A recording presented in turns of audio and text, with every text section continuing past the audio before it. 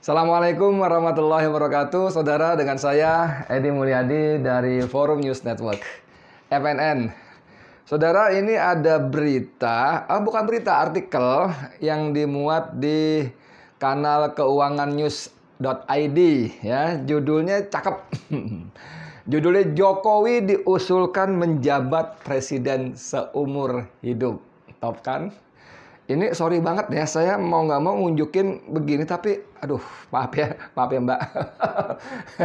Jokowi diusulkan, saya ke bawah ini biar ceweknya nggak kelihatannya, nanti ganggu konsentrasi lagi. Puasa-puasa, malam kedua, Jokowi diusulkan menjadi presiden seumur hidup ya. Oke, saya bacain. Menarik betul nih, artikelnya nggak banyak. Oh iya ya, ada. Ada gambar lainnya. Ini Paduka Raja. Wah, ini bagus juga nih. Ya. Jabatan Presiden Indonesia lebih baik seumur hidup. Jabatan Presiden Indonesia lebih baik seumur hidup untuk menghemat biaya. Terlebih lagi, pelaksanaan Pilpres maupun pemilu menghabiskan triliunan rupiah. Kemarin itu waktu Pilpres 24,7 apa 9 triliun. Ngeri ya. Uang segitu banyaknya. Kalau beli cendol kayak sorry bercanda. Nggak ada, jangan cendol. Kalau beli paket untuk Ramadan, mantep nggak tuh? Untuk buka puasa dengan lengkap, ada nasinya, ada kolaknya, ada buahnya. Itu bisa berapa? Banyak banget itu. Mungkin bisa seminggu, sebulan kali ya. Waduh, luar biasa. Kenapa? Katanya, kekuasaan itu sesuatu yang nikmat. Kenapa harus 3 periode jabatan presiden?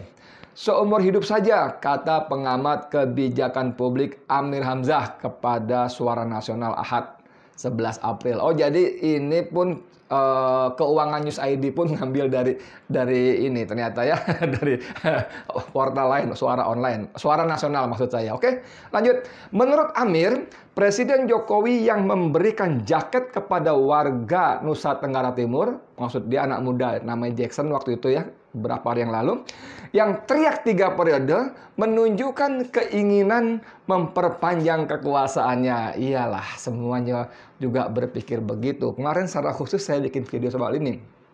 Bagaimana dari alam bawah sadarnya, lah kayak psikolog aja ya. Dari alam bawah sadarnya, memang orang yang memberikan hadiah kepada orang lain itu karena senang, karena cocok, karena setuju. Dan ketika Jokowi lewat, ada anak muda berteriak, lanjutkan 3 periode, Jokowi mungkin accident, bukan by design ya, nggak diatur mungkin ya. Lalu Jokowi berikan jaketnya. Itu kan menunjukkan secara alam bawah sadarnya Jokowi suka.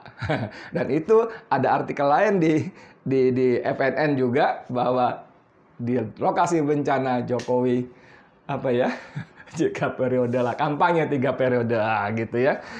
Oke, wacana 3 periode mengulang sejarah di era Orde Lama ketika Bung Karno ditetapkan menjadi presiden seumur hidup, ungkapnya. Amir mengatakan awalnya Bung Karno tidak mau ditetapkan presiden seumur hidup. Akhirnya Bung Karno menerima, jelas Amir. Sama waktu Joko Widodo masih jadi gubernur DKI, kemudian berkembang wacana atau penggiringan opini bahwa dia akan maju ke Pilpres 2014. Ya sama, Jokowi juga nggak mau mengatakan copras, capres, orang mikir.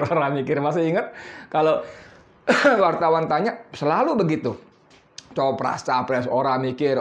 Saya tuh sekarang sedang konsentrasi jadi gubernur DKI. Ada juga itu kalimatnya seperti itu. Tapi pada ujungnya mau dan menang, ya kan? Ya, konon katanya memang ada bantuan lah tanda kutip dari presiden sebelumnya, Susilo Bambang Yudhoyono. Ya, tapi itu kan katanya gosip-gosipnya. Tapi yang memang sebagai presiden yang menjabat ya tidak boleh menghalang-halangi setiap warga negara yang ingin maju kan, apalagi dapat dukungan dari partai kan itu. Pilpres, pilkada, pemilu itu kan hajatannya partai. Semua harus pakai kendaraan partai, tanpa partai nggak bisa. Sepinter apapun, sehebat apapun, sebersih apapun, seberani apapun, kalau partai nggak ngusung ya nggak bisa juga. Wes. Kemudian pengulangan sejarah Orlah dengan era Jokowi untuk masa jabatan presiden, kata Amir menggunakan pola yang sama. Bedanya kosakata yang dipakai maupun medianya. Dulu di era Bung Karno tidak ada media sosial dan media mainstream, hanya radio, ungkapnya. Amir mengatakan Bung Karno mendapat jabatan seumur hidup pasca mengeluarkan dekrit Presiden 5 Juli 59 dengan kembali ke Undang-Undang Dasar 1945. Dekret ini juga bukan cuma kembali ke Undang-Undang Dasar, tapi juga membubarkan parlemen ya. Karena parlemen waktu itu sibuk membahas soal dasar negara, konstituante namanya dulu. Itu nggak kelar-kelar, nggak ketemu kata satu.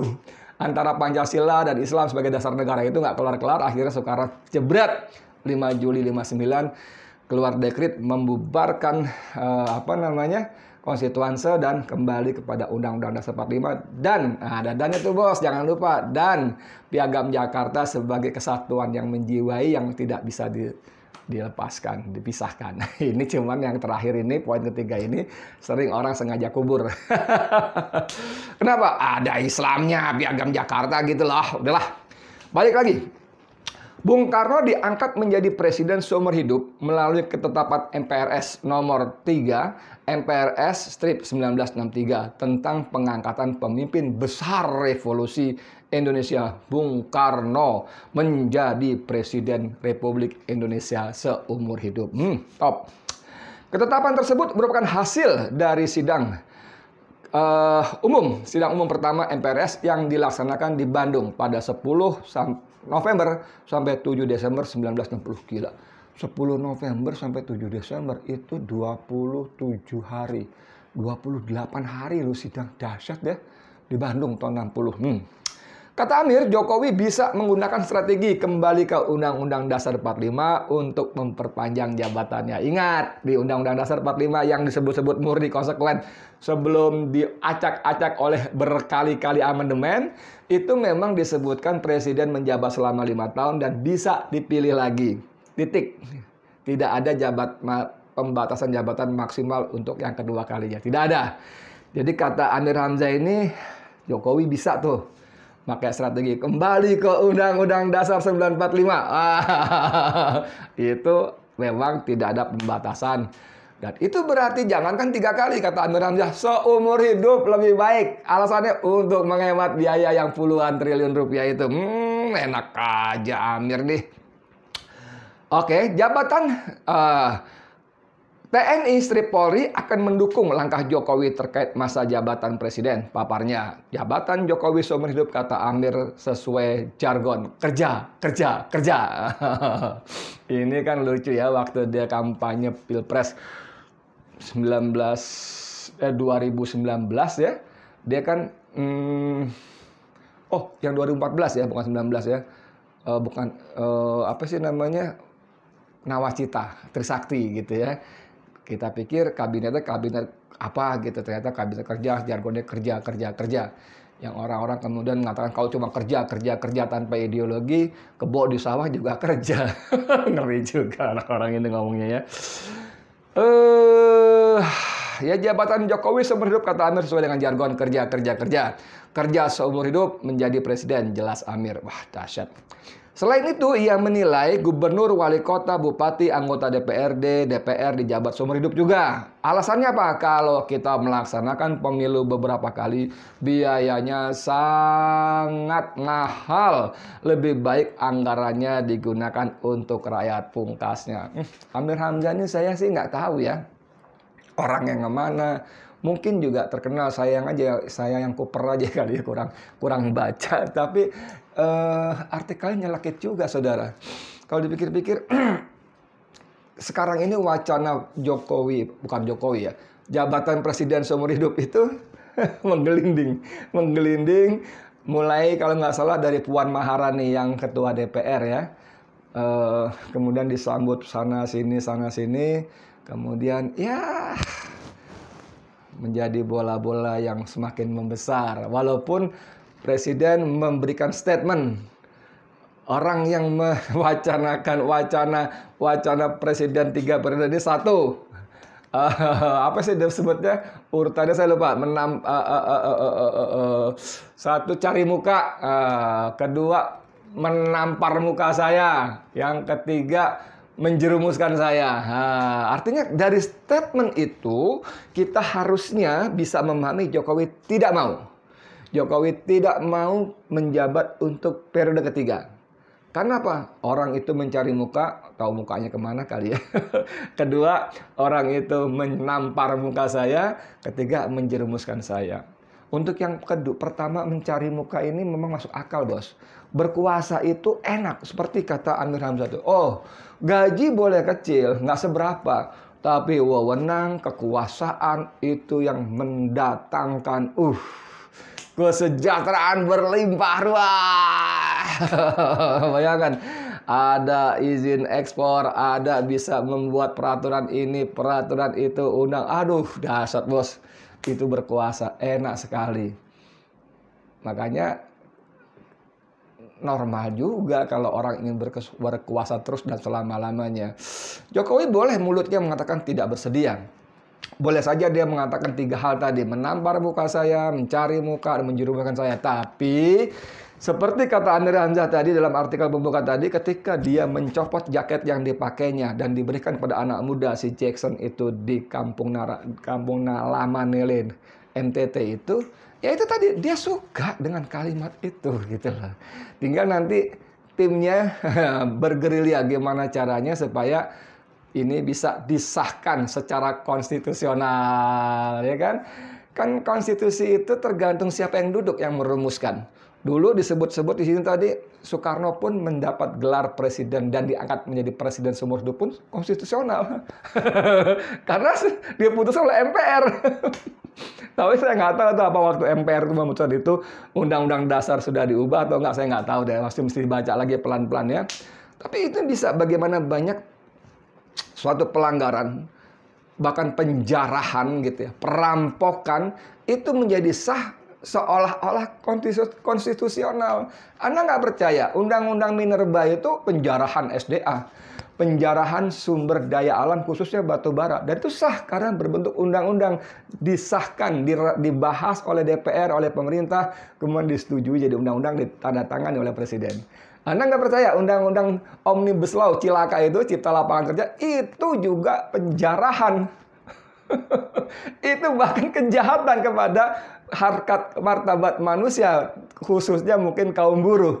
Itu kejahatan, tapi menjadi sah karena menjadi undang-undang, disahkan lewat undang-undang. Anda mau tahu lagi, revisi Undang-Undang KPK, itu juga pelemahan, itu kesalahan yang sangat besar, tapi menjadi sah karena dia berwujud undang-undang. Dan itu sudah ada buktinya. Samsul Nur Salim mendapat SP3, perampok BLBI. Wow, dahsyat sekali bos. Buron sekian tahun, dan dengan entengnya Wakil Ketua KPK mengatakan pemberian SP3 untuk memberikan kepastian hukum. Karena di sana ada pasal, setelah revisi itu ada pasal bahwa kasus hukum yang ditangani KPK apabila maksimal 2 tahun tidak tuntas, maka bisa ditutup dengan alasan memberikan kepastian hukum. Ya, itu undang-undang, saudara. Itu konstitusional. Jadi konstitusi, undang-undang, peraturan, SK, Kepres, segala macam tergantung siapa yang membuatnya. Jangan tanya untuk kepentingan siapa. Yang pasti kepentingan si pembuat. Soal rakyat, itu nomor 214. Banyak banget ya. Artinya udah kapan-kapan aja. Ingat, beberapa hari yang lalu FNM menurunkan artikelnya siapa? Bang Rizal Padilla ya kalau nggak salah ya. Sabar, rakyat. Presiden lagi sibuk ngurus yang besar-besar. Besar partainya, besar duitnya, besar bacotnya kata dia ya. Buzzer itu kan besar bacotnya. Termasuk besar followernya, yaitu YouTuber. Karena sampai mau hadir ke pernikahan Atta dan Aurel. Atta itu 28,6 juta followernya. Aurel dan keluarganya namanya family asik itu 5 atau 6 juta. Jadi ya wajar kalau presiden ngurus yang besar-besar termasuk besar YouTube followernya. Jadi kata Bang Rijal Fadilah dalam artikel itu sabar. Rakyat kecil sabar, nunggu giliran. Kapan? Nanti kalau mau pemilu, pilkada, pilpres, diurusin lagi rakyat kecil. Dideketin, disamperin, anak kecilnya digendong-gendong gitu kan. Belusuan, keluar masuk gang, lihat gorong-gorong. Nah, itu nanti urusan anak kecil nanti, waktu dibutuhkan. Ada gitu aja. Setuju nggak sama Amir Hamzah? Untuk menghemat biaya yang triliunan. Waduh, banyak banget ya. Tapi masa sih begitu solusinya, Om Amir Hamzah? Yang enggak lah harusnya. Kalau memang harus keluarkan dana besar, ya oke lah kita keluarkan. Tapi pertama prosesnya harus jujur, harus fair, tidak boleh curang, tidak boleh manipulasi angka-angka, data-data. 1 tambah 2 tambah 3 kan 6. Tapi versi KPU, Komisi Pemilihan Umum, 1 tambah 2 tambah 3 sama dengan 123. Ketika orang protes mengatakan, oh salah input. Dan itu bejibun salah inputnya. Aduh, ngeri sekali dan ngeri banget. Jadi harus jujur. Dan kotaknya kotak yang benar, jangan kotak kardus. Anda bisa bayangin nggak kotak kardus digembok, gemboknya pakai tali, ikatnya digembok pakai gembok baja. Dan ketika dibuka, apa yang terjadi? Yang digergaji gembok bajanya, bos. Tali plastiknya itu nggak digunting, itu lebih... Aduh, ini emang negara ini. Negara bolak-balik, dan yang paling dramatis adalah ketika diumumkan jam 2 pagi. Ramadan juga jam 2 pagi. Ingat nggak kata Bang Abdullah Hemahua? Kayaknya KPU sengaja dia mengumumkan jam 2 pagi. Karena apa? Karena belum sahur. Karena apa? Karena belum puasa. Kalau mereka mengumumkan angka-angka yang curang pada bulan puasa, sedang berpuasa, mereka batal puasanya. Ya, Bang Amir Hamzah, Om Amir Hamzah, saya kira nggak gitu solusinya. Nggak lah, masa presiden seumur hidup hanya karena berdalih biaya triliunan ya. Saya juga tahu Anda bercanda, tapi bukan begitu memang. Oke, gitu aja ya dari saya, Edi Mulyadi, untuk Forum News Network. Oke, Assalamualaikum warahmatullahi wabarakatuh.